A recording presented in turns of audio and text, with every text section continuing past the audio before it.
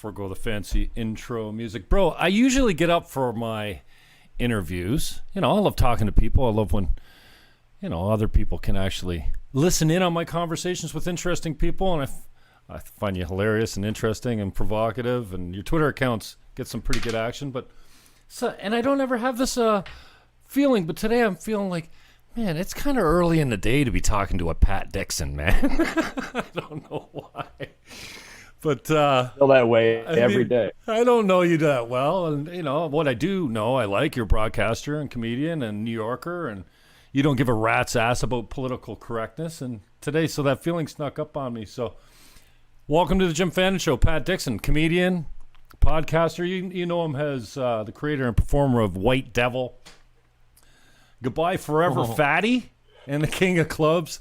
I think those are your comedy specials, right? And the New York City Crime Report, amongst other things. Yeah, sure. Yeah. Goodbye Forever Fatty. It seems like a lot of people latched onto that title. That was an album.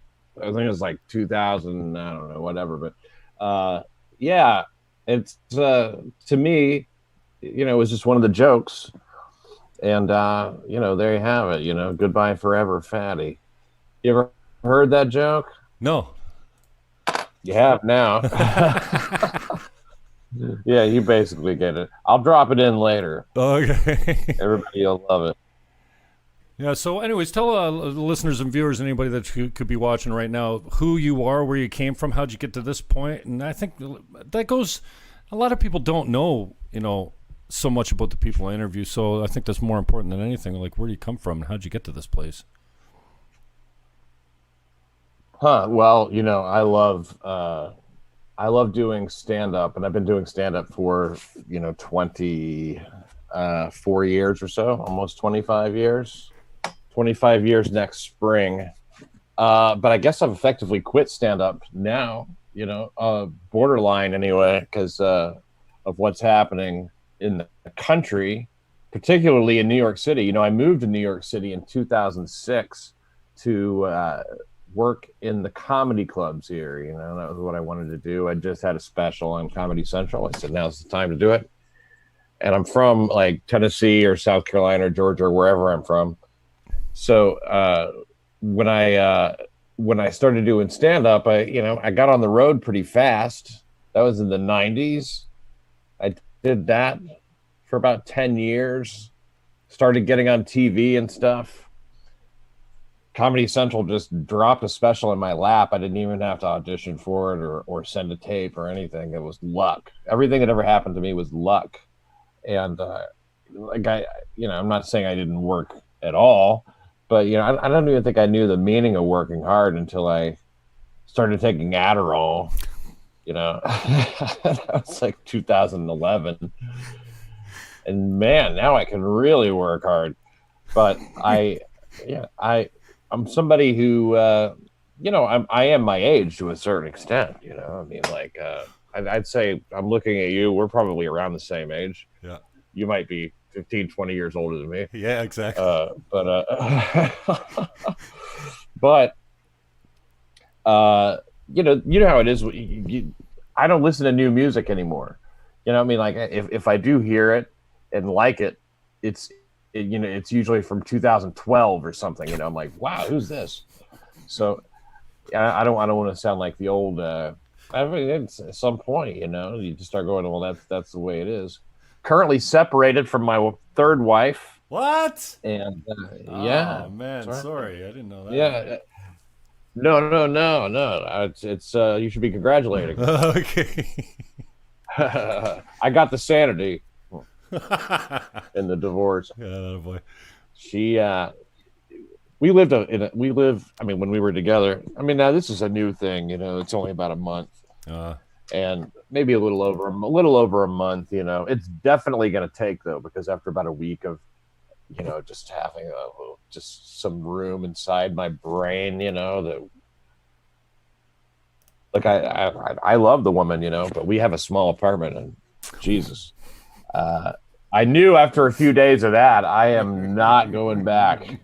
I enjoy the sound of nothing happening too much to give it up. It is a real treat. It's it gets to be rare, when you have a wife who's depressed and you live in a small place, it's like it really does lower the what would you call it? The pleasure of your life, first of all, but just the mood of the room. I mean, it really sucks a lot of life out of a room when you have just this. My wife is 6'2", takes up a lot of space. I mean, she's bigger than that, but I'm holding my arms out like she's that big. But and boy, we fell in love. We fell in love real hard. We met in February. We got married in November. And she's been divorced before. I've been divorced twice. And we should have known better, but it just felt right. So here we are. Anyway, lost 160 pounds right there or so. And she is in parts unknown at the moment. God knows what she's up to.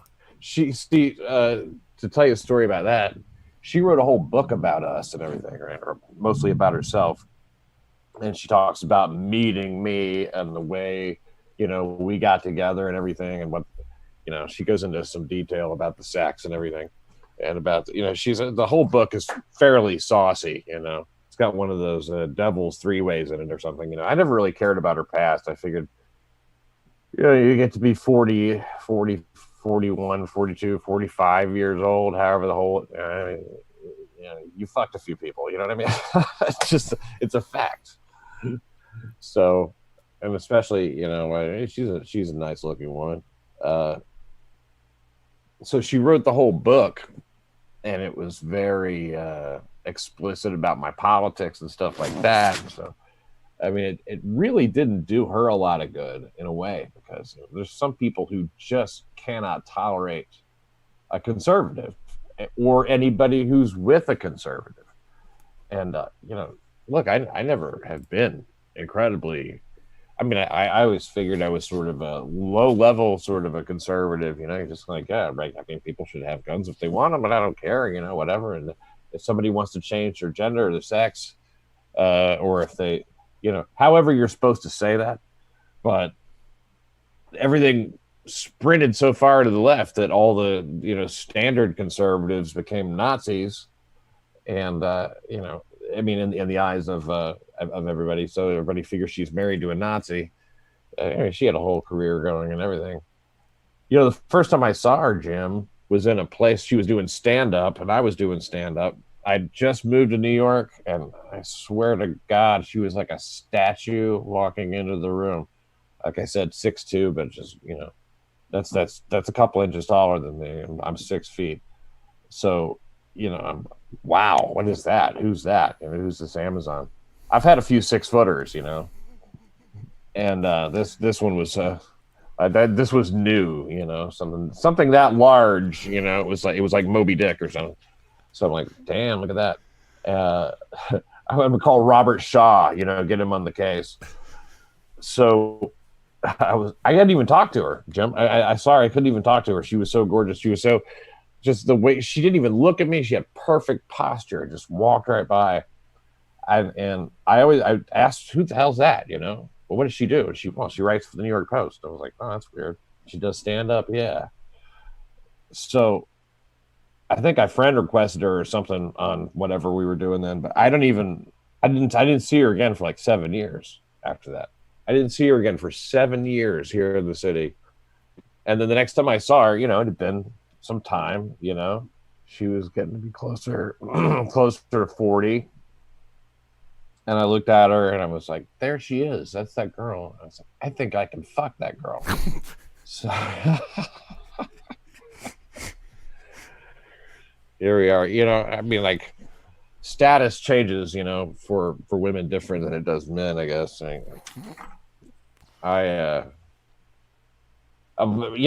I never had any status to begin with. That's the thing. If you never get any status, you just never have anything to lose. And I'm not saying that's a worthy goal, but I'm saying it's not a bad place to end up.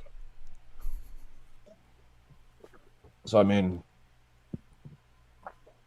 even I mean, like financially, like I'm not a rich guy, which I'm stunned that I'm sitting here in a Manhattan apartment. It doesn't make any sense at all. Doesn't make any sense. Yeah, that can't be That I'm cheap. sitting here and I don't have, no, not at all. And I don't have like a job. I haven't had a job. Like a job. I'll never work another job. I don't care what I'll do anything rather than that. It's the worst thing in life. And if you have something you love to do and that's your job, that's great. Sometimes I think that might be the primary. I don't know if it's the primary reason I got into stand-up, but I think it might be the primary benefit. One of them, one of the very top ones. I think it might be the best thing. You set your own hours all the time. And then, when you stop working the road so much, you get that travel out of the way. Oh, I hear myself. That's weird. Oh. So the COVID comes in, and then you just don't have to do anything. I mean, like it's a weird life right now. It really is. There's a lot of people that are just not doing anything. And I don't know where this goes. People aren't going to want to do anything. It's like inertia. How long can you sit before you just go, fuck it? I'll just sit here. I mean, like, yeah, things have been going okay.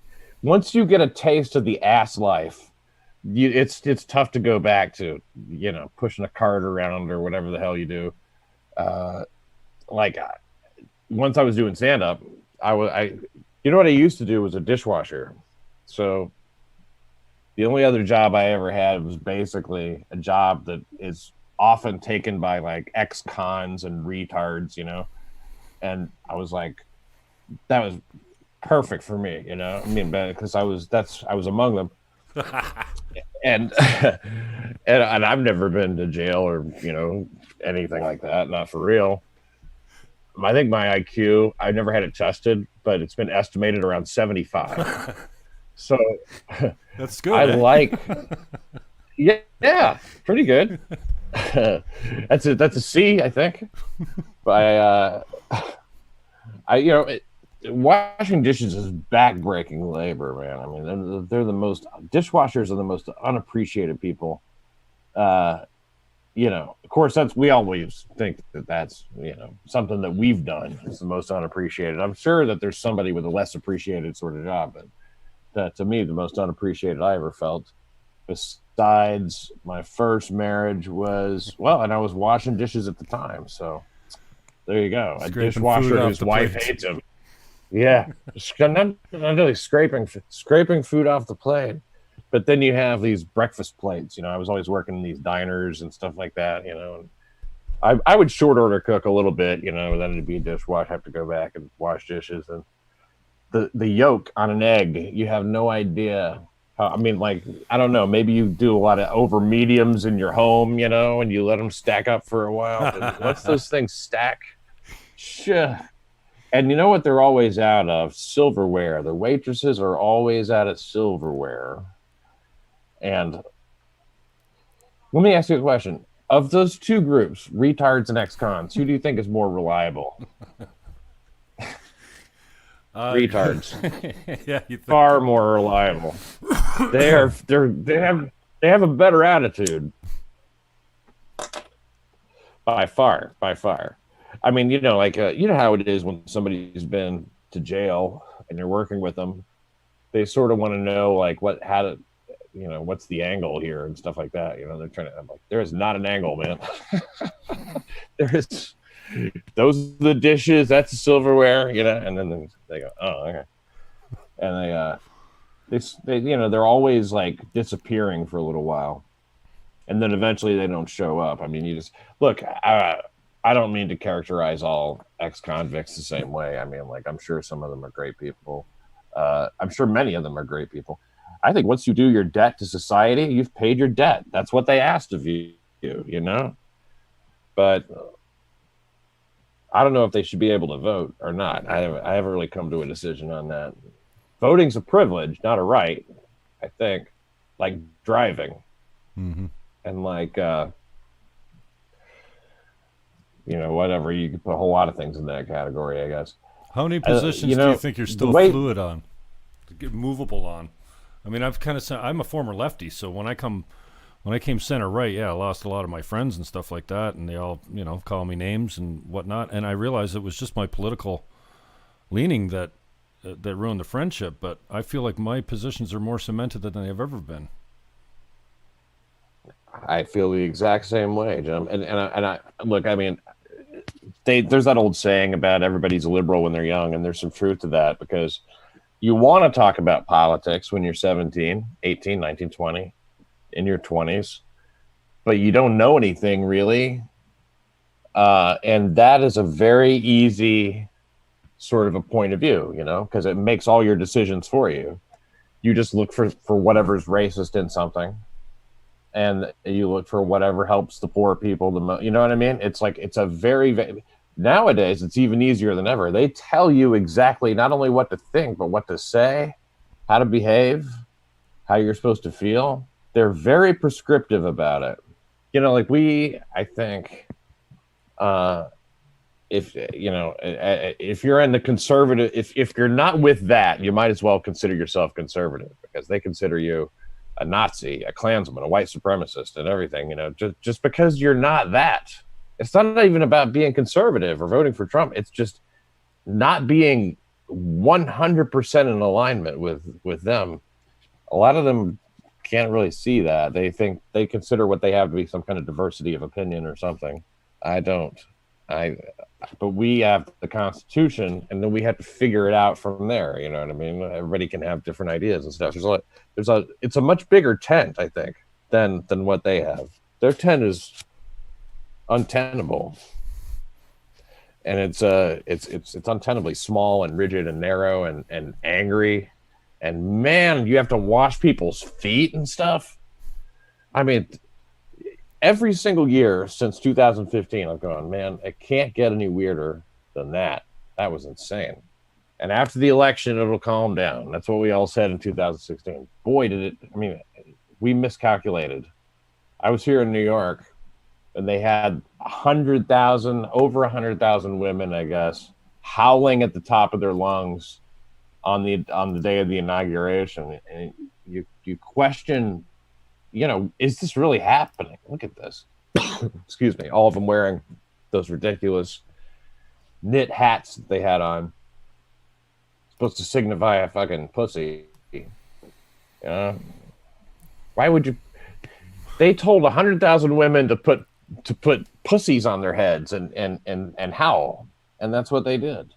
I'm like, why are you here? I went interviewing some of them, which was insanity. I mean, I was taking my life in my hands, because they can tell at a glance who you are. You know what I mean? They can tell just by the way you're looking at them. They can tell by a lot of different things. You stand out. You're not with them. It's like being it's like trying to go undercover. If you don't know anything about being undercover, you'd probably have like the wrong shoes on. You're like, oh, those shoes are not like the kind of things those are not drug dealer shoes or whatever it is that you're trying to do. And I would say, why are you here? Why are you marching today? And they would say, for equality. Right, it's achieved. There is equality. And I heard an important thing, I think, the other day.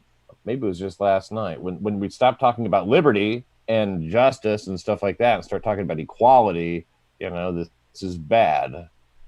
We're having a cultural revolution. You and I have a chance of escaping the gulag due to our advanced age. It might happen after we're dead. But this is a time when I do start to go, well, it's not so bad that there's an expiration date here. You know what I mean? Yeah, I wanted to live forever before. I mean, because things were pretty, of course, we take it for granted. You ever look at video during this COVID time from back in, say, I don't know, 2014 or something like that, even 2017? People are walking around, everybody's having fun, nobody's thinking about any of this shit. There's a constant dark cloud hanging over everybody, and they tell us that's the new normal. And they're doing that completely unjustified and unconstitutionally. They told us here in New York that we can't protest. You can't assemble and protest. It's not safe. But then Black Lives Matter does it, and they're like, that's great. Good for you guys. It's been it's 4 centuries now. It's been millennia. Let me You've help been you oppressed paint the mural for on the millions sidewalk of here. years. Yeah. Yeah, they did. Yeah. De Blasio. And What de a- what a Blasio, joke, man, yeah. was yeah, he's kind of like I when he got elected, I didn't really have my political convictions were not especially strong. I knew this was a liberal place. I knew not to bring my gun, which I had this nice 357, kind of like one of those, like nickel plated or like silver colored at least, kind of just a big nice gun, and left that with my brother, because I didn't want to get involved with having it up here. And I get caught with a gun, I'll do a couple of years. You know what I mean? It's a revolving door up here, crime-wise, but it's not all enforced quite the same way. It's not enforced the same way amongst everybody, which I guess you can never really fully expect that, because judges' situations are different. But he got elected. I thought, well, okay. Well, who did he beat? Joe Lhota was the guy that ran against him, the guy from the MTA. Joe Lhota is probably a great guy, a likable guy, not a great candidate. He had sort of a very almost undetectable, so undetectable that I might have been dreaming it up, but I thought I heard kind of a speech impediment, and he wasn't really, to Blasio's like 7'1" or something. He's this big tall guy. I think he's 6'6" or something. And he looks like the mayor. When you look at him, you're like, oh, that looks like the mayor. Anthony Weiner screwed up with that chick in Indiana, whose name escapes me right now, which is weird. I've interviewed that woman. She Sydney Leathers. She was the one who blew his chances. Sydney Leathers. Oof. This kind of like, typical, like what you'd imagine from Indiana, not supermodel thin. Looks like she had biscuits today. And I like that kind of thing, because like I'm from the rest of the country, where all the people are, and not where all these. You look around New York City and the kind of people that are here electing these. That's one thing I don't appreciate with it. Well, hey, you elected this guy, you deserve him. Come on, man, give me a break. You cannot beat a Democrat incumbent. What am I you want me to run? How are we supposed to defeat that? The people who elect him, they don't mind him so much. They don't care if everybody's getting shot. Shootings are up, 200%. They didn't care. Nobody minds. He's set up checkpoints now just by decree. So we have these checkpoints all around the city. Wow. Armed. Yeah. Jeez. Military style. Yeah, it's and they're it's afraid like, about Trump coming in and quelling violence in states that are being overtaken by Black Lives Matter or Antifa. I didn't understand it all, and thank God for Trump. I mean, I never thought of the man one way or another, but since he's been in, I'm a 10-time candidate up here, mostly for the Green Party, so I'm a recovering lefty. And I'd never looked at American politics. So if nothing else, I can say, and I think Trump's done this for many people that never were political. I've been political my whole life. I just took the federal, provincial, and regional here in Canada, and I still can't look away. I'm obsessed with it. And now I feel like I've grown up so much because I didn't see the bias of CNN. Well, maybe it wasn't there 10 years ago when I used to watch it. I didn't see the 24/7 Trump commercial of just Orange Man bad. And I find him hilarious. I think he's the most entertaining. I love his lack of political correctness. I like his leadership. I've got Justin Trudeau up here. He's a cuck, for lack of a better term. No leadership, just written his father's name because his father was prime minister. And I can't look away now. And now I'm more educated about cages and illegal immigration and almost all the topics that are huge in the States now. I'm way more tuned in and educated on. So it hasn't been a bad thing for me. It has been for my, how people see me. I almost weekly get the Dear John letter on my Facebook wall. You used to be so intelligent, and what happened to you? Well, my politics changed. That's all that ever happened. Like, you're so complimentary on the way out. I'm intelligent, I'm funny and witty. What I'm not now? I'm not singing from your songbook. So, the tolerant left is unbelievable. And you say, how do you beat a Democrat? And I don't know how these people, like the Squad and the de Blasios and the Cuomos, how any, I guess you got liberals electing them in states and cities like New York City, where maybe you're allowed to get a transient population. And it blows my mind. But then I have to remember that, we're born this way. Like, I think there's fewer people like me that go from left to right than actually are born that way with their mentality. Like, their personality types, and just stay like that forever. But it's, I don't know where we go from here. It kind of leaves you kind of hopeless feeling, but I appreciate your humor, especially like this, like I'm making the t-shirt, and it just says, we've been duped, and I feel like I've been coming around on, I think I'm seeing the light, because at first I didn't really give a shit or care to even know what the hell Colin Kaepernick was kneeling for. But then when I found out that Black Lives Matter is based on a lie, and now they're a terror group. Now I'm bummed that so many people are taken in by the mainstream media, and Trump's this, because I heard nothing but sound clips from CNN. How do you recover from a media that's completely left? The pendulum swung so far with gender and hate speech and all these things that the left says you can't do. Cancel culture is one of the most powerful things we've seen, especially in your business. So many people just gone forever, and some of them have come back. Yeah. But, I just feel like, and now that the George Floyd video came out, like the body cam video, I think I read some of the transcript a while ago, and the transcript that I read, that, and you're kind of reading it thinking, well, is this real? Or, and it looked fine to me. And wow, now you see the body camera, the police body camera footage. We've been fucking duped. This has been a scam since day one. And I don't think they're clever enough to have this all planned out. I think that maybe they're clever enough to act on it when it's rolling like a fire and just breathe oxygen into it. But like this COVID thing, and now the George Floyd thing, and yeah, equality?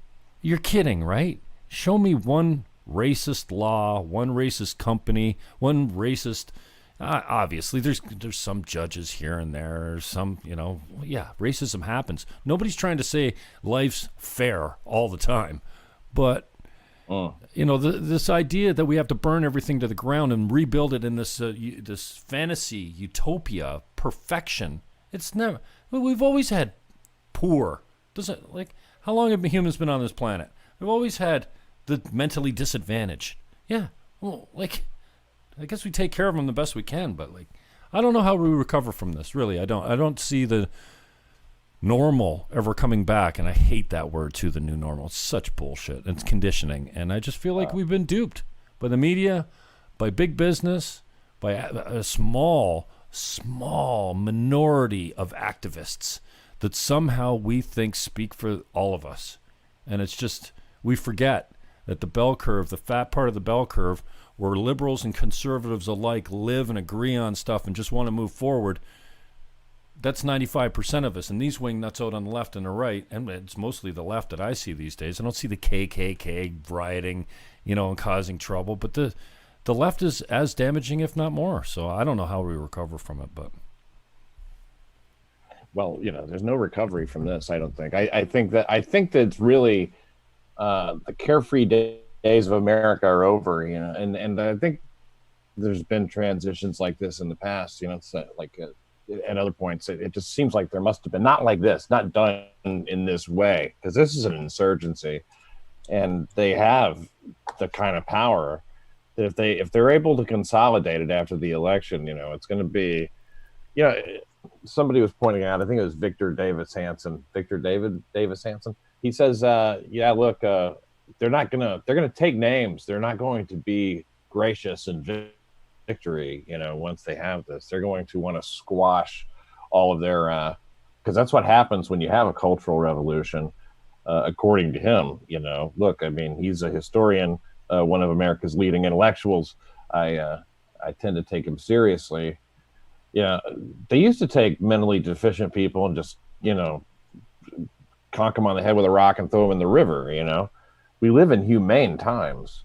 Oh, we've never been more tolerant, and that's what I don't get about the left. They're screaming about equality and all the. Oh, I don't. Let's look at the reasons, though. Let's look at the reasons behind it, though. You have a couple of different. You have these aging baby boomers who are in love with their past, the '60s. And even if they weren't there, they were like maybe they dovetailed, like sort of right along it, and they have this sense of purpose now, that they can go, wow, this is just like that. It's like, wow, we still don't have equality. And it's because they blow up incidents, through the use of, selective video to make things seem as if they're one way, and I mean, they've out and out lied, as Michael Brown's friend did, and as others have, the media is expert at not telling the whole story. I mean, they have a way. The New York Daily News is the best for victim porn. I talk about this on New York City Crime Report all the time. They have they need a good guy and a bad guy, to give the story some dramatic heft, and they'll go to great lengths to make sure that how to identify which one, the one who is the victim was always merely doing something, merely flicked a cigarette in their direction or something. They don't like any shades of gray. They don't go into victims' criminal records all that much. Just as with Floyd, who had pointed a gun at a pregnant woman's stomach, and pistol whipped her, and done a variety of other things. He was he was a walking garbage can at the time of his death. It was, the autopsy that the family did was done without consideration of any toxicology results. So that just was not part of it, for them, due to the I guess the timely manner in which they ordered it done. I don't know how many, because the thing about the baby boomers I was talking about is they like to identify with this youthful part of it too. Now, the youthful part's always going to be there, and now they're more radical than ever. You have a generation of young people who are kind of unmoored. They don't get married and have jobs and have kids and work a career like sort of like everything that came before. They have to figure it out. There's not those kind of jobs anymore. A lot of those jobs left between 2008 and 2016. The middle class disappeared or, shrunk, and didn't have the kind of representative power, and a lot of people moved to cities, and cities keep growing. Well, not cities, just they're horrible places to be sometimes. A lot of them are really dangerous. Look at, Chicago, even Portland. It's funny to me in Portland. Portland, Oregon is like the whitest place on earth, and they're up there talking to the country about racism. Give me a break. I mean, you feel guilty, because they think of they're seeing something different. They don't see, to me, it has nothing to do with race. And that's an important thing to remember. None of this stuff has anything to do with race. It's driven by that. It's all about race in a sense. But in the end, it's about power. And the way to leverage power here in the United States of America is through race. And that's due to people's fear. Fear of being called a racist is a very, obviously a really powerful fear. I think that you have these companies, then they have a financial motive not to do that. They can't be perceived as racist, so they make these quick knee-jerk, desperate decisions based on what HR is telling. And HR is always filled with a bunch of socialists anyway. Show me one conservative person in HR anywhere. I mean, like that's going to be a pretty poorly equipped HR. You're going to get sued a lot. Point being, though, those are powerful people. And people in powerful positions, they do these things. Keith Ellison, he's supposed to be in law enforcement. He's the attorney general. He's in law enforcement.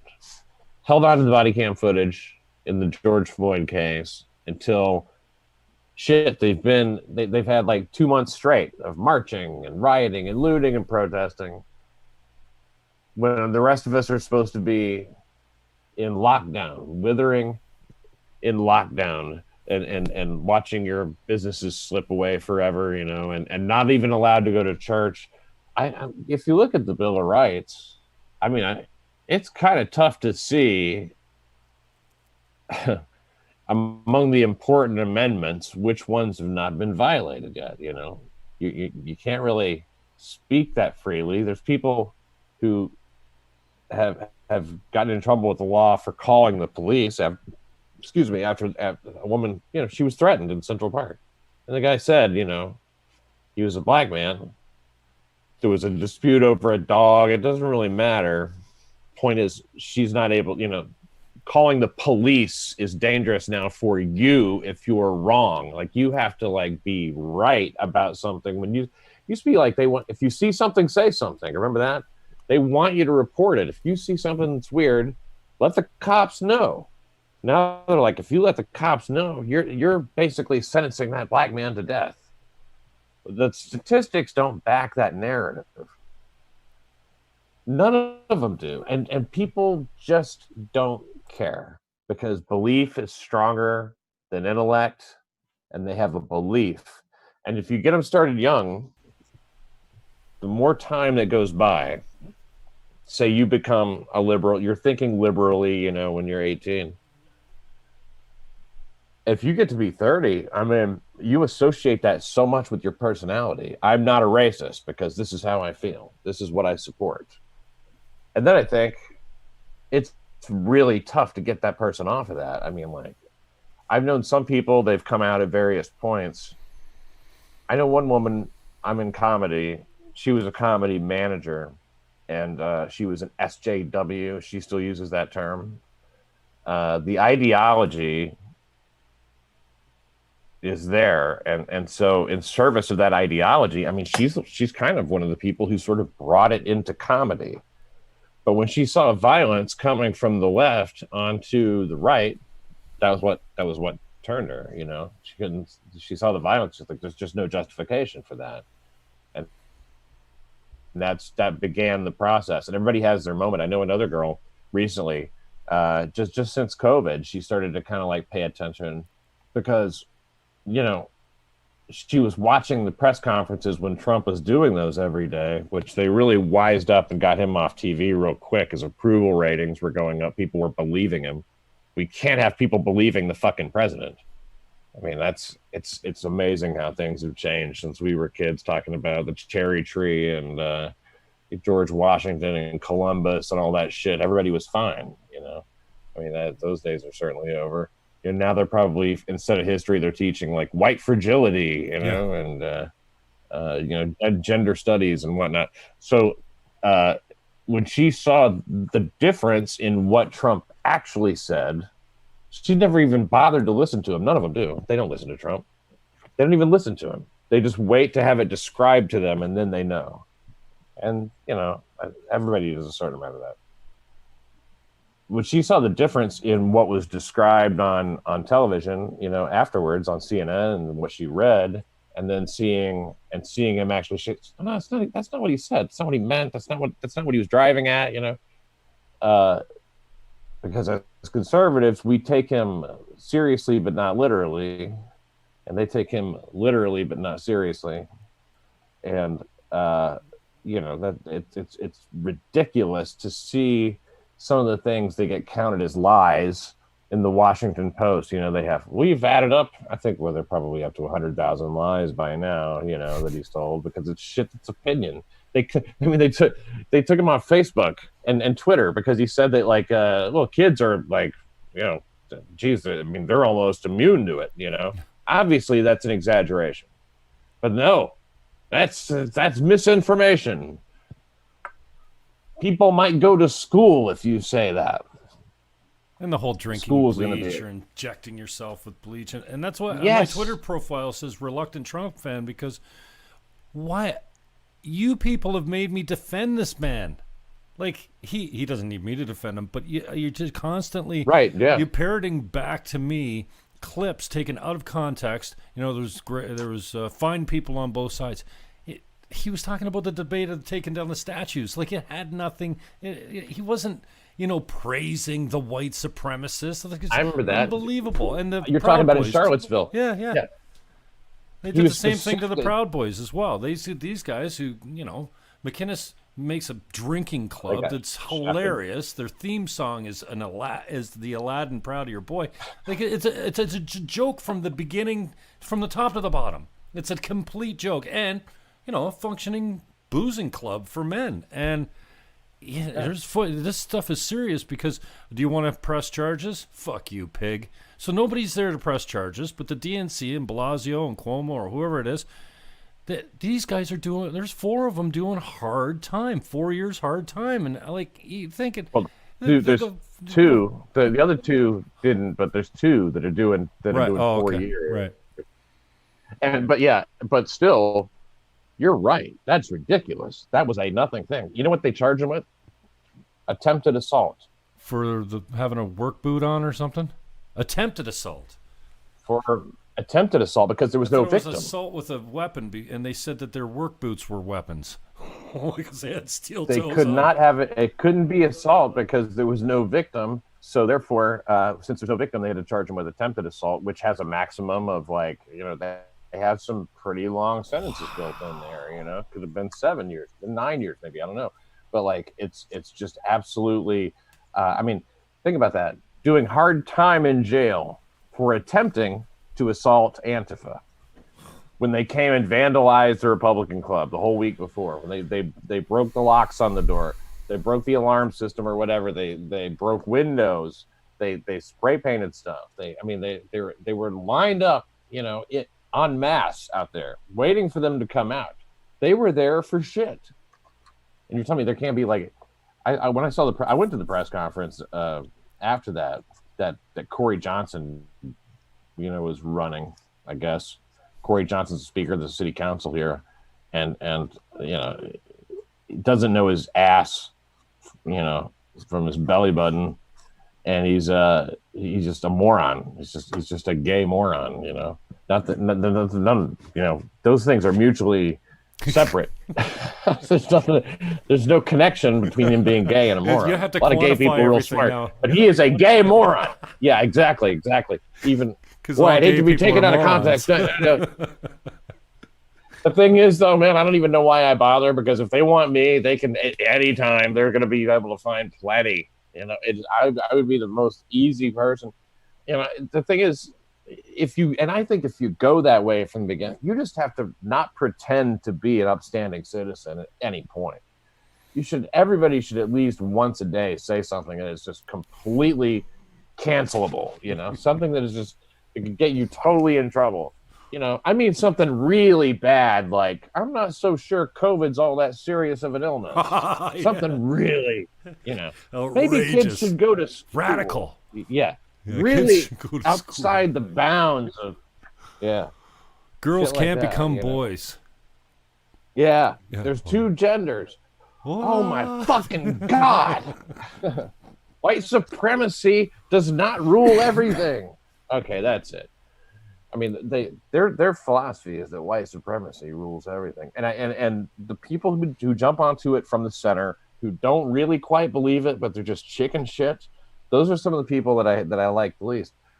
And it's also the people who don't. You know why you lose friends?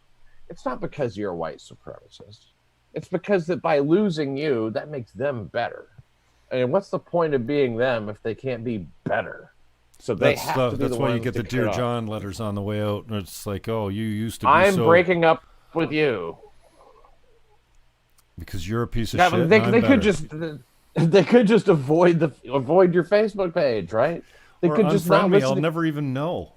You know, like, never even know, but that's not good enough. They want it in public. Everybody knows, and they're Look at me. scared shitless. Or look at me, and not only that, but it's such an easy ideology, just day to day, and they know that they can't really like have a full conversation about it because they think that our information is just like crazy person information. You know, that's how they react to it. It's like, no, this is all there. It's like, this is printed in major sort of everywhere. You just have to assemble it, you know?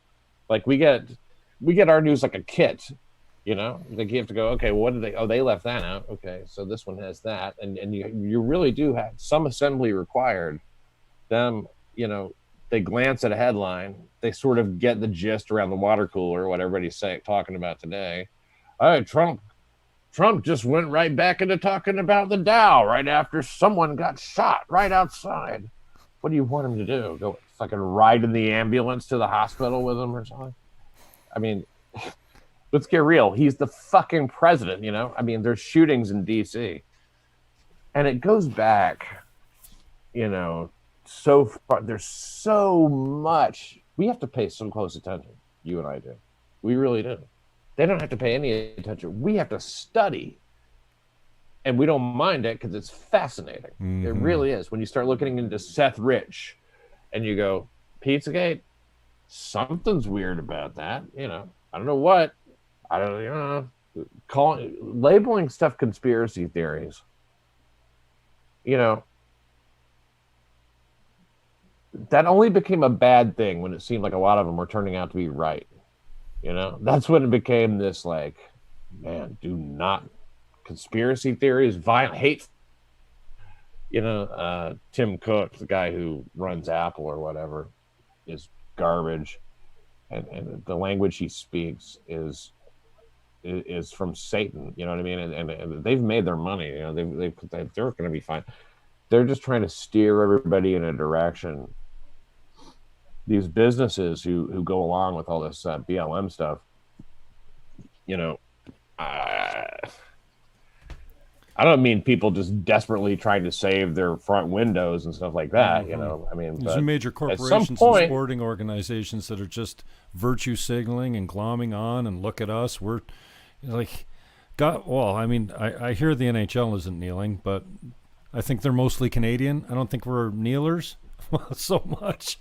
Or maybe we just don't. Weird, right? Yeah, we don't feel the oppression of racism as much, or I don't know. I don't know. Yeah, victim status isn't the thing that's right up there, but you know. And then this one guy comes out and kneels, and somebody said on Twitter the other day, "Ha! Look at you! You're out in first round, you piece of garbage, you race baiter." Oh God, the kneeling thing is just so. It would be humiliating if it didn't just like, immediately identify the person doing it. It's just like some sort of a. I mean, you have to be a moral coward. You have to bend the knee to an ideology like that, because it is the ideology. I mean, like this has really. I mean, I know they're swept up in. If you make something about race, it justifies almost anything you do, because they are being killed. Once you accept that premise, they are being killed. They are being randomly hunted and killed.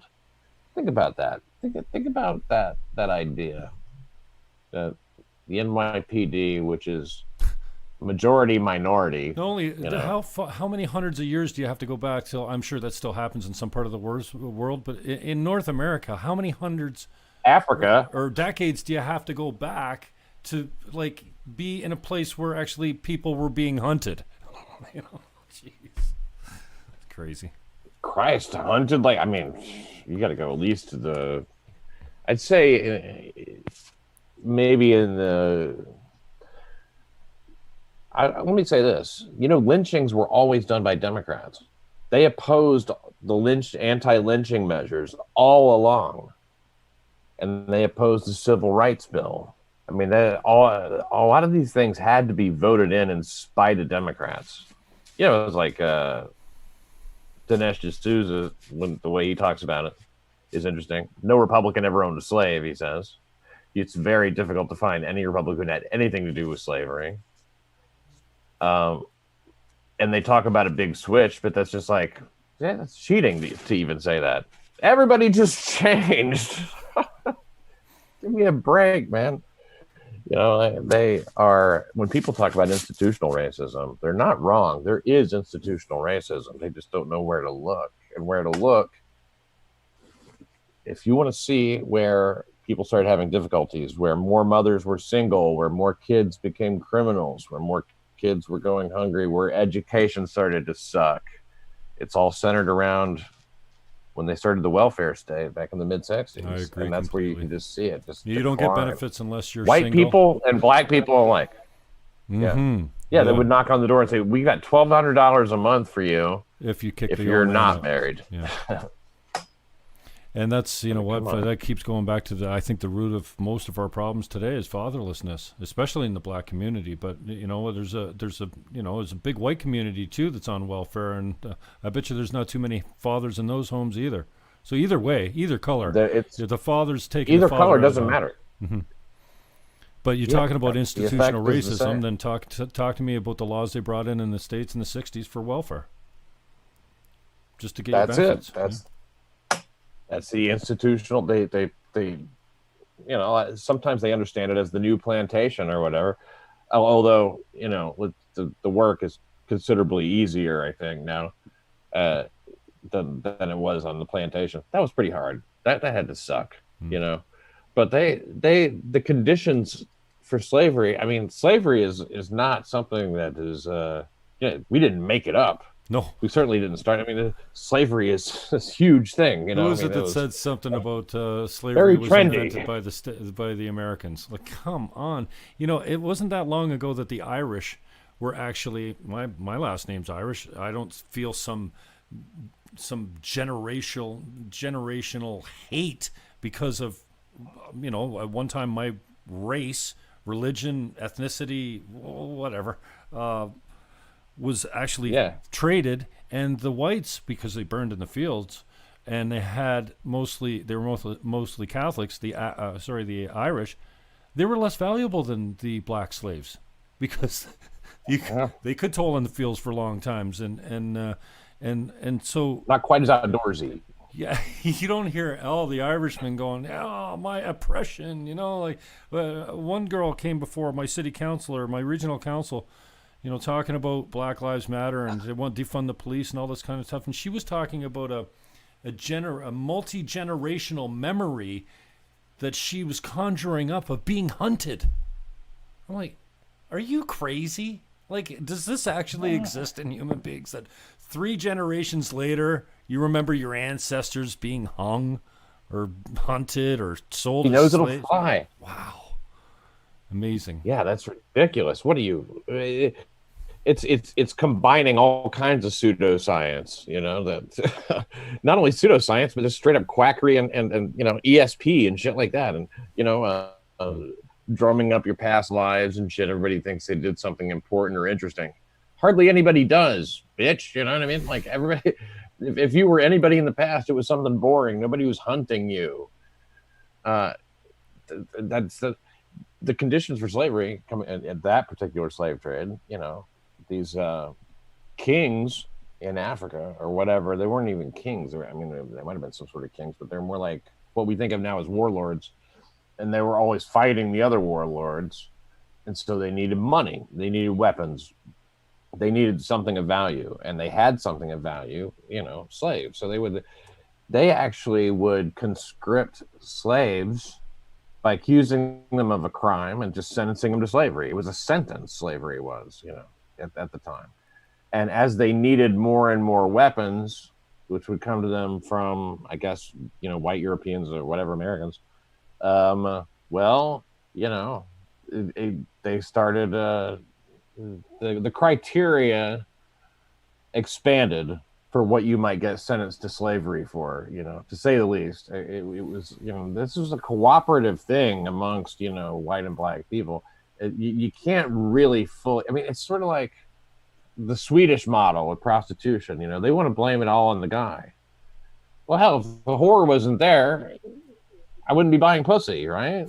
I mean, you have to there has to be some responsibility. They're not all sex trafficked. Now, in this case, so if somebody wasn't selling a slave, then you can't buy a slave. I mean, you think about drug dealers, they always want the dealers. They don't necessarily want the users. So whoever has the slave would be more equivalent to the drug user, and who's selling the slave would be more equivalent to the dealer. But then a lot of times you'd just be buying them to sell them again anyway. So a lot of these guys are middlemen, probably. And New York City, huge spot for the slave trade. There's no pride in being from the north or anything like that. Where exactly in Canada are you? I'm on the south shore of Lake Ontario, down the street from Niagara Falls, and across the lake from Toronto. So I'm about an hour from Toronto. It's 30 miles across the lake, but an hour around it. And then Niagara Falls is just down the street. So I'm in a place called St. Catharines, Ontario, Port Dalhousie specifically, which is right at the mouth of one of the old Welland canals that goes up the Niagara Escarpment. We got about, 9 locks or something like that, so that the ocean vessels and lake travel shipping can get up the hill that is Niagara Falls. So, that's where I'm Jim, at. you don't have to draw me a map. I'm not on my way. It's a pretty white community. I grew up in the North End. I had one black kid in my whole school the whole time, and we were the greatest of friends, and that's fine. But I didn't grow up in a culture of, I look at some of my American friends, and they come by their racism pretty honestly. Yeah, I say racism, meaning you have the same experience over and over and over and over and over with the same people, the same ethnic group.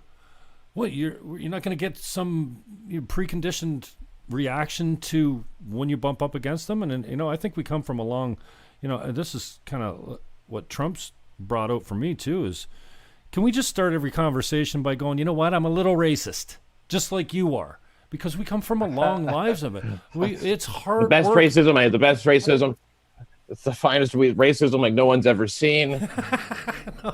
You know what I mean? But we've come a long way. It's difficult to be tolerant and loving of someone that's done wrong to you, or it's done wrong to a race of people that's done wrong over and over and over.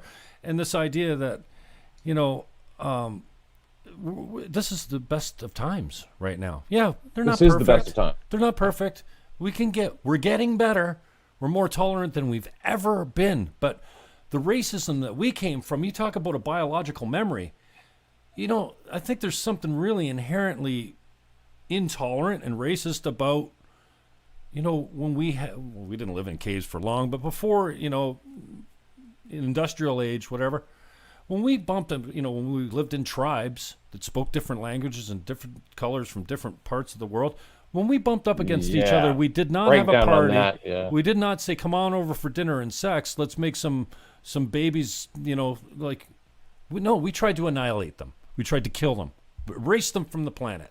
And so we're better than we ever been, but that's it wasn't out of racism. It was it's survival. That was just a drive for survival. Mm-hmm. Yeah, exactly. But I think to a certain degree, that's in us still, right? I don't know. I mean, I think that we can accept that a certain amount of racism is always going to be in the world. It's saying, sure, well, you can't get rid of hate. Right. You can't get rid of adultery. Poverty. Sin is sin. Bad thoughts are bad thoughts. All that stuff, But what we can do is minimize all the talking about it, because that's really where it goes south. I mean, I don't talk about polite conversations.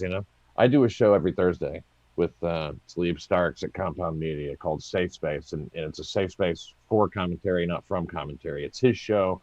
He just lets me hang out. And something, it never comes up. You know what I mean? The last thing I ever want to get into is that discussion. I just want to get to know who I'm talking to as a person. And I don't talk about race in my stand-up at all. I stopped it in 2013, maybe. Because I think, it's not worth it. You're going to offend someone, and I noticed how different the reactions were from audiences after that. There was no reservation about me whatsoever, none. the jokes I had were all innocuous. They might have sounded edgy, but they there was nothing there. You know, race is not really. It's not really something I need to be talking about. I was just going to make a punchline out of it anyway. I can make a punchline out of all kinds of shit, and I think that talking about it all the time, warring about it all the time, is like a big problem. And also the way it's presented, the media, look, the whole thing is whipped up. There was no racial tension to speak of at various points. I mean, I can remember when I don't know, it just seemed like it was just kind of cool. You could say what you wanted. Everybody said what they wanted. Everybody accepted that we are who we are. And they sort of started exploiting any kind of a little thread that they could get. Excuse me. I think it's fascinating though the way Democrats are so racist that they will tell all the black people that George Floyd is a criminal, that you're all criminals, and this is how they treat black people because this is how they've treated some black criminals. I don't think that that's true. I do not believe that to be true. And I think that it's incredibly destructive for that whole community to have this whole political party and this whole ideology that's telling you like this is the way they treat you. No, this is the way they treat some kind of piece of garbage. You know what I mean? So somebody who has been arrested 40 times. Somebody like go talk to black people. They've never been arrested. Tons of them. Tons. I mean, like they have never been arrested. The vast majority of them. You know what I mean? So you don't hear that anymore. You don't hear that anymore at all. It's all this like, you are hunted by virtue of your skin color, and that's, look, like I said, it's a minority majority, which I don't know exactly how. I mean, that's a weird contradiction in terms in the NYPD. So when they start talking about the NYPD, you're talking about a large number of women. We're at 30,000 officers. A lot of them are black. A lot of them are Latino, and really, between people of color and black people, white people, there's fewer of them because now it's oppressor, oppressee, and the only one who's really an oppressor 100% of the time is a straight white guy. So that's who they go after. That's what they do best, and that's. I mean, like, look, if people don't figure it out and start to realize that, like, no, there's something at stake here. When I talk to people now and they say, well, I mean, like one side says one thing and one side says another. I mean, how can you ever really? I'm like, no. You understand.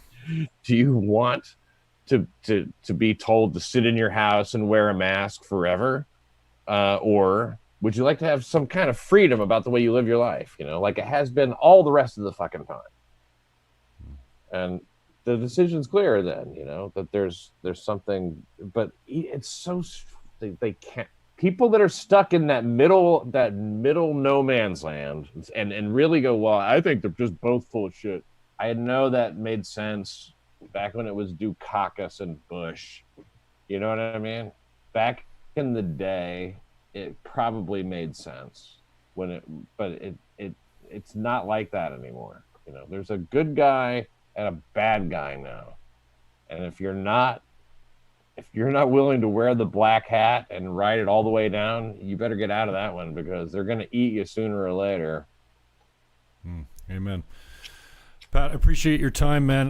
Just on the way out, how can people find you? Where's your shows at? And why should I? When do we wait, Jim? When do we start recording? I mean, are we gonna just getting?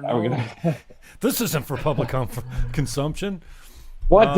Why should I give the show? Yeah. Why should I give Compound Media any money? Gavin McInnes got my first subscription. The first time I thought, you know what, I'm going to pay for something. I find him wildly hilarious. I just love his.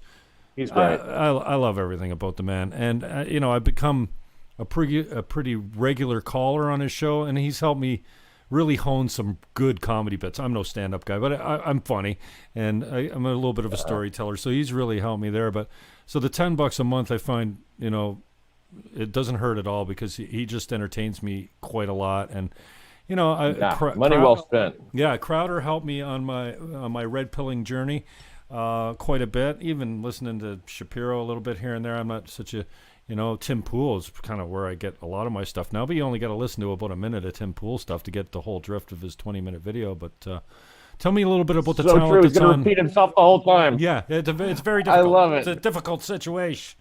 But yeah, tell me about. Look, you know what, man? I don't know. Milquetoast fence sitter, but you guys got quite the lineup. I'm not all that familiar with Cumia, but I have seen some of his stuff. But and then I thought you were TBA. Was you got a show called TBA on Tuesday at noon? You did something, didn't you? TBD Mondays at 12:30. Okay, TBD. You're so close on any of those facts, but like. It's myself and Garrett Andritz, and that show's really getting to be fun. Good. We talk about whatever comes to mind, but we plan it out to some degree. We do a top 6 list. It'll be something like anything is interesting when you look into it. You know what I mean? The history of the apple is interesting when you look into it. I'm not saying we spend every episode talking about the history of the apple, but it's just like a randomized show. Crime Report is a show that I do at 7:30s on Thursday every single week. That's a show that I've been doing on an audio podcast now since 2011. So that's yours. That's independent as far as broadcasting goes. That's independent. Okay. Yeah, I couldn't give that up. Yeah, and it's people can find that on iTunes, and they can find it at crimereport.nyc. I've got some great, some fun merch and stuff. But lately, I don't know what it is. I've been getting lucky with some interviews. I've got Michael O'Keefe, who is the guy who shot the drug dealer that kicked off the Washington Heights riots of 1992. Very interesting guy. And I've got another retired cop the week before him. So in the next 2 weeks, I'm talking to a couple of NYPD heavyweights. And if you like hearing, cops talk about being cops, what it's like, what it was like, and compare and contrast. Ralph Friedman has been a frequent guest. He's the most decorated NYPD detective of all time in the NYPD. And, his book, Street Warrior, he's talking about being in the Fort Apache, in the 70s and 80s. And just, it's like you had to have a machete and just chop through this jungle of crime and filth. He made like hundreds of off-duty arrests. It was a really hard time. We could be going back to it, but New York City Crime Report, that's my main show. And it is, becoming a lot more, and has become a lot more cop centric over the years, cop friendly, I should say. Look, I don't like to be political with everything. A lot of times I'm just covering crimes, but crime, let's face it, they've politicized everything. They try to take the fun out of everything by making you make a political decision about everything all the time. So look, I consider my point of view to be common sense and reality. And like, let's not pretend to be offended by shit we're not offended by. People talk about these stories about people throwing their babies off the roofs and shit like that. You make a little joke about that at the water cooler, it's fine, but like, people like true crime, but they like it like Nancy Grace style. Like, can you believe what he did to her? That kind of shit. This is jokes. You do a good Nancy. A very light look. It's pretty good, Nancy Grace. Yeah. Not just a little bit well, there, we're man. From You're similar. pretty good. We have You've similar been practicing backgrounds.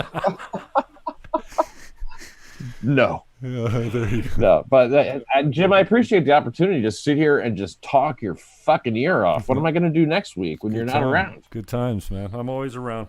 Always got time for you, my brother. This is like a therapy session, for God's sake. Also, thank you so much. It's my pleasure. I appreciate it.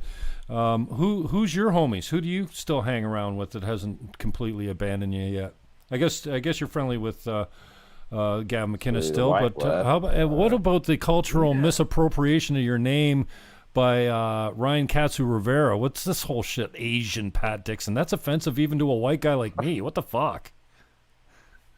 Well, I dubbed him that because, the way I found, look, that guy is one of the most talented and likable people. I mean, like there's nothing holding that guy back. He has, I mean, he's got a crazy ethnic mix, half Puerto Rican, half Japanese. So, I mean, like, he can make jokes about all kinds of shit. He's into sneakers, you know, so he's kind of got that. Oh, the sneaker thing. sales. But I never see enough of the sneaker salesman on Gavin's show. Brilliant. Ridiculous. So so Ryan, the way he was nobody, he was living upstate. And he tweeted. So he was a fan of Compound. He's been a big fan of Anthony Cumia for years and years and years. Big fan of O&A and all that stuff. And those guys are. I mean, look, Anthony is about the funniest guy I've ever met, and ever watched. He's just he's a legend. You know what I mean? So you just watch him, like he's a fun hang and a great boss. So. Yeah, I'm sorry to go into so much detail about this. Ryan tweeted an impression of me. He was doing an impression of me, and I said, you should come do that on the show. Well, he did. He never left. Oh. And he just kept hanging around. And then I'll tell you about where the appropriation comes in? Gavin McInnes. All of a sudden, he's on Gavin's show doing Asian Gavin. Oh, I'm like, hold on a second, classic. Gavin. Kind of my bit. I find the guy, bring him in. You stole my Jap. You know what I mean? He stole my. Can't do that. You know. Ryan's a good friend, and like he's one of the best friends I have on this earth, and so talented. And I mean, like, it sounds weird to say it when a guy's in his 30s. He's got a big, bright future ahead of him. But I mean, shit, I think he can still do anything he wants. I told him the other day via DM. I'm just like, dude, your comedic timing is just unsurpassed lately. Just his reactions, Gavin sets him up pretty well. I don't know what he did the other day. He was just looking down and he was pretending. It was beautiful. But he's really come into his own there. I was a little worried. Well, I think some of it's got to be some of it being an act as far as the like Gavin yells at him. Yeah, the abusive nature of Gavin's way with them and one time I don't know, he went after him and he's like, yeah, that'd be the last day, and then they were kind of, oh yeah. And I'm like, oh God, it was so cringe. But he's really coming, the impressions are unbelievable and his timing has really come down. But I don't have to be worried about him, right? He's not in a bad place with Gavin beating on him all the time. No. He's not going anywhere. Because I was saying at first, yeah, when they were, I'm like, oh, this looks like the narcissistic personality, the guy that it's never his fault type of thing. And then one of my friends that I met through Gavin, the show anyway, said, if anyone's a narcissistic personality type, it's Gavin. He's gaslighting that kid all the time. And so I've had a shift on him, but he's really when you're hosting a show, I can say, as you host a show. Now you're Canadian, and he's Canadian, but he's come down here and sort of absorbed a lot of fucking shittiness. I think maybe Gavin has. I don't know. He's like knocked a little bit of that Canada off of him. Yeah, and he's like, he'll yell at somebody for nothing. And when you're hosting a show, sometimes it's just the best thing to do. You can't be, Gavin is very smart and he doesn't want to look ineffectual. Like, do you have that? Well, and sit there like so you have to yell. He did the same thing with Ben. You remember Ben Ratner? Before my time. Ben Ratner was so bad. Yeah, that's why he started Proud Boys, because Ben Ratner was a virgin. And he would he was into Aladdin and shit. That's where that whole thing came from. He built it up. I watched it happen. This is a producer at Compound? He was in the booth. You could call, producer is a strong word for it. Like he was the one pointing the camera. He was more of a what you would call a director, I guess, but the guy was a virgin in his 20s, didn't have any desire to lose his virginity, had no shame about it. And it was like, wow, that's weird. And Gavin was horrified by it. And he started seeing the need to create something for guys to you have to act like men at some point, stop jerking. That's where it's no wanks. You know what I mean? Like, don't be jerking off. He wants people to go out and, get married, get pregnant, have babies, have wives and shit, like they used to do in America. And that's really, you can't be going around talking about how great Western civilization is anymore. You know what I mean? I would have thought that was a fine thing to talk about, but that's a no-no at this point. Long story short, a lot of good stuff on Compound as well. There's I'm on 3 separate shows. Oh, are you? Plus, there's what's the other one? Yeah, the other one's Safe Space. So Safe Space, Crime Report, and TBD. Yeah. Oh, so you still do Crime Report through Compound, eh? Exactly. Oh, and I sort of generalized it a little bit there for a while. So I can cover crime anywhere, and I can also I just take a free hand there. I mean, nobody ever tells me what not to do or say. I mean, we used to have porn girls come in there and stuff for a while, but then all they wanted to send me was chicks with dicks, right? And fine if you want. I mean, it just doesn't personally get me excited, and that's the whole point of having them on, is to have a topless woman a few feet away from you. It's I'm a small man, Jim. You know that by now. Gavin was a big part of my political development too. I heard him on that show that he used to do at Stand Up Labs, that freedom of speech, and I was like, wow, listen to how plain spoken he is about this shit. That's weird. Mm-hmm. And then it just kind of started along this path.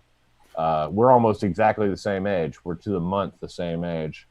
But you look at that guy and you're like, man, what makes a guy look like that? He's got some miles on him, eh? That odometer's turned over a couple times. Hard life, man. But, he's in better shape physically, though. Yeah. Jim, I know you got to go. I'm extending it too long. Has it been an hour and a half? I'm very sorry. I appreciate. No, I put the hour and a half up there. Usually an hour. Thanks for being a guest on my show. Yeah.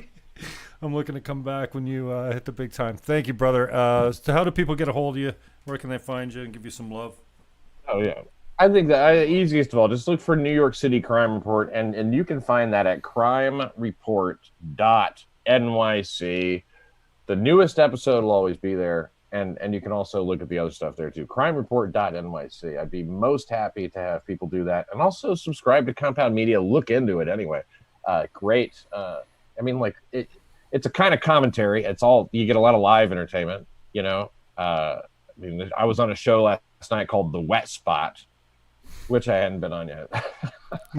That's hosted by this pretty girl, and she has a lot of pretty girls on and stuff. So there's there's a variety of shit, is what I'm saying. A lot of programming, and it's really not very much money. It's less than what Gavin gets, I think. And there's a lot of there's something about live entertainment, isn't there? It's smart that you do this live, because there's just something about things happening live, and it looks great, and I can't say enough good things about it. Check out Compound Media, and I'll leave it at that. Yeah, well, you sold me. I'm going to check it out, and that'll be my second. Crowder's great. I'm sure he's got a lot of content, and it's highly produced and stuff like that, but I kind of feel like I need a little bit more variety, and the live aspect is great too. I know Crowder does a lot of stuff live behind the paywall, but I was looking at the website today. I didn't check out how much it was, so I'm glad you said that as far as how much. I mean, it sounds like $10 USD is the standard rate if you want to be behind anyone's paywall, but it looks interesting. I'm a fan of Kumia's. I find him interesting. I don't know him that well, but I've seen enough of his stuff to appreciate that, and the Compound Media thing it's been going on for a long time, and so they've been supporting free speech and this, against censorship for a long time. I can imagine, but anyways, Pat, I love you, brother. My show is the longest continually running show, Crime Report. So you're the flagship, and same to you, man. Yeah. As Gavin would say, I like you more than a friend. I like you more than a friend. All right, brother. We'll talk soon. I appreciate the time. Thank you very much. Pat Dixon, if you need him, everyone. Thank you, Jim. Have a good one. Later, brother. Thanks. See you, man. Peace. Okay, that's that. Pat Dixon's out. Catch him on Compound Media. New York City Crime Report. That's it. My thanks to Pat Dixon, and I don't have anything prepared, so I'm just going to get out. Thanks for watching. Peace, love, and hug your neighbor. I'm out.